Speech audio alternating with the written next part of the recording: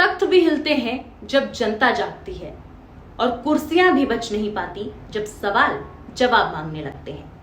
नमस्कार, मैं नलिनी सिंह पालीवाल और आप देख रहे हैं खबरी मंच। धर्मेंद्र प्रधान का इस्तीफा सिर्फ एक मंत्री का इस्तीफा नहीं है, ये भारतीय राजनीति के लिए एक बड़ा संदेश भी हो सकता है। लेकिन सवाल ये है कि इस इस्तीफे से किसका फायदा हुआ? क्या इस इस्तीफे का सबसे बड़ा फायदा विपक्ष को हुआ, या बीजेपी को नुकसान हुआ, या फिर सबसे बड़ा फायदा देश और लोकतंत्र को हुआ? आज इस वीडियो में इसी पर बात करेंगे और मैं विश्लेषण से बताऊंगी कि आखिर इस इस्तीफे में सबसे खास क्या रहा। मेरी नजर में सबसे बड़ा फायदा अगर किसी को हुआ है तो वो है देश का लोकतंत्र। मैं ऐसा क्यों कह रही हूं वो भी समझिए, क्योंकि लोकतंत्र में सिर्फ चुनाव से नहीं चलता। लोकतंत्र तब मजबूत होता है जब सत्ता में बैठा व्यक्ति जनता के प्रति जवाबदेह हो। इस इस्तीफे ने एक शब्द को फिर से जिंदा कर दिया, जिसे हम जवाबदेही कहते हैं और इंग्लिश में जिसे हम अकाउंटेबिलिटी कहते हैं।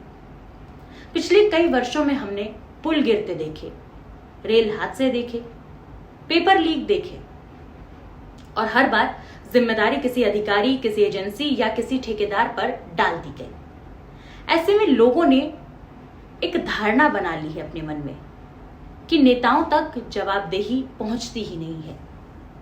लेकिन इस इस्तीफे ने कम से कम ये संदेश दिया कि जनता के सवालों और राजनीतिक दबाव को पूरी तरह नजरअंदाज करना आसान नहीं है। वहीं दूसरा सबसे बड़ा संदेश इस पूरे घटनाक्रम में जो आया वो था आंदोलन की ताकत। लोकतंत्र में सिर्फ वोट डालना ही अधिकार नहीं है। अगर जनता को लगता है कि कोई मुद्दा गंभीर है तो शांतिपूर्ण तरीके से आवाज उठाना भी लोकतांत्रिक अधिकार है और सबसे बड़ा अधिकार है, जिसे हम फ्रीडम ऑफ स्पीच कहते हैं। इस पूरे घटनाक्रम ने यह दिखाया कि जनता की आवाज राजनीति को प्रभावित कर सकती है। जो लोग ये मान बैठे थे कि चुनाव के बाद जनता कुछ नहीं कर सकती, उनके लिए एक कड़ा और स्ट्रॉन्ग मैसेज गया। फिर बात है कि आखिर किसका नुकसान हुआ। अब बात जब नुकसान की है तो समझ लीजिए कि राजनीतिक तौर पर विपक्ष को एक बड़ा मुद्दा जरूर मिला, जरूर तय करता है कि लोकतंत्र में जनता की आवाज कितनी सुनी जाती है। अगर जवाबदेही की यही परंपरा आगे जारी रहती है तो सबसे बड़ा फायदा किसी पार्टी का नहीं बल्कि भारत के लोकतंत्र का, भारत के लोगों का होगा। आपकी क्या राय है? क्या धर्मेंद्र प्रधान के इस्तीफे से सबसे बड़ा फायदा देश को हुआ, छात्रों को हुआ, या विपक्ष को हुआ?